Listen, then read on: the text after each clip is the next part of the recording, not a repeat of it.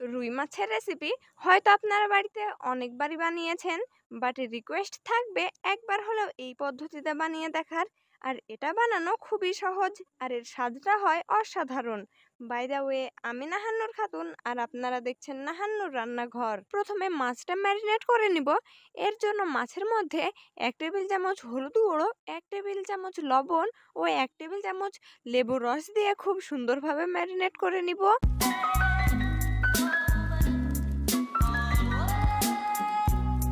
এই মাছগুলো খুব সুন্দরভাবে ম্যারিনেট করা হয়ে গেছে। এবার এই মাছগুলোকে আমি খুব সুন্দরভাবে ফ্রাই করে নিব। এর জন্য গ্যাসের মধ্যে একটা কড়াই বসিয়ে ওর মধ্যে পরিমাণ মতো তেল দিয়ে দিব। আর তেল যখন গরম হয়ে আসবে তখন ওর মধ্যে মাছগুলো একে একে ফ্রাই করে নিব।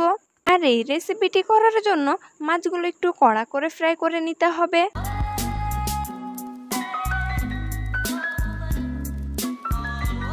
আর যখন মাছগুলো এক পিঠ খুব সুন্দরভাবে ফ্রাই করা হয়ে যাবে তখন মাছগুলোকে উল্টিয়ে অপর দিকটাও খুব সুন্দরভাবে ফ্রাই করে নিব।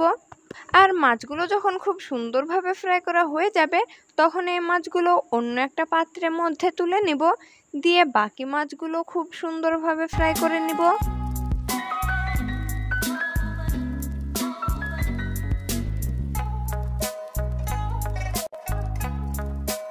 আর যখন সব মাছগুলো খুব সুন্দরভাবে ফ্রাই করা হয়ে যাবে তখন এই রেসিপিটি তৈরি করার জন্য একটা সিক্রেট মশলা বানিয়ে নিব। সেজন্য একটা পাত্রের মধ্যে 1 টেবিল চামচ সরিষা, 1 টেবিল চামচ গোটা জিরে, 1 টেবিল চামচ ধনিয়া আর 10টা গোলমরিচ, একটা রসুন আর 1 টুকরো আদা দিয়ে খুব সুন্দরভাবে একটা পেস্ট বানিয়ে নিব।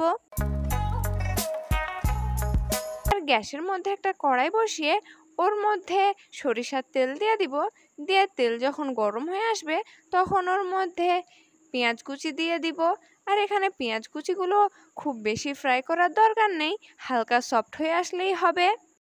পেঁয়াজগুলো যখন এরকম সফট হয়ে আসবে তখন এর মধ্যে আগে থেকে যে পেস্টটা বানিয়ে রেখেছিলাম সেটা দিয়ে দিব। আর সঙ্গে হাফ কাপ মতো জল দিয়ে দিব।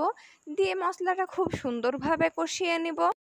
আর যখন মশলাটা খুব সুন্দরভাবে কষানো হয়ে যাবে তখন এর মধ্যে দিয়ে দিব স্বাদ মতো লবণ, 1 টেবিল চামচ লঙ্কা গুঁড়ো, 1 টেবিল চামচ হলুদ গুঁড়ো দিয়ে একবার খুব সুন্দরভাবে কষিয়ে নিব।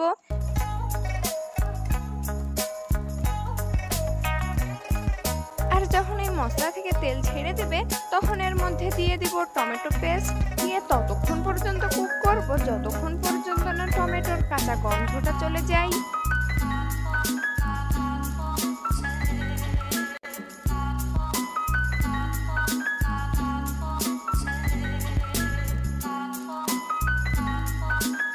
আর যখন এই মশলাটা থেকে এরকমভাবে তেল ছেড়ে দিবে তখন এর মধ্যে পরিমাণ মতো জল দিয়ে দিব।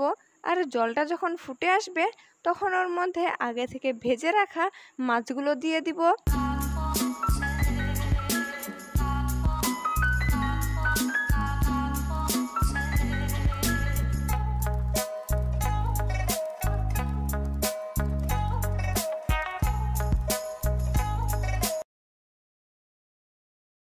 আর মাছগুলো দেওয়ার পরে যখন খুব সুন্দরভাবে ফুটে আসবে তখন এর মধ্যে দিয়ে দিব 1 টেবিল চামচ গরম মশলা। আর গরম মশলা দেওয়ার পরেই 2 থেকে 3 মিনিট কুক করে নিলেই আমাদের রেসিপি একদম রেডি। আশা করি আপনাদের এই সহজ রেসিপিটি বুঝতে কোনো রকম সমস্যা হয়নি। বাই দ্য ওয়ে, আমি নাহান্নুর খাতুন, আর আপনারা দেখছিলেন নাহান্নুর রান্নাঘর।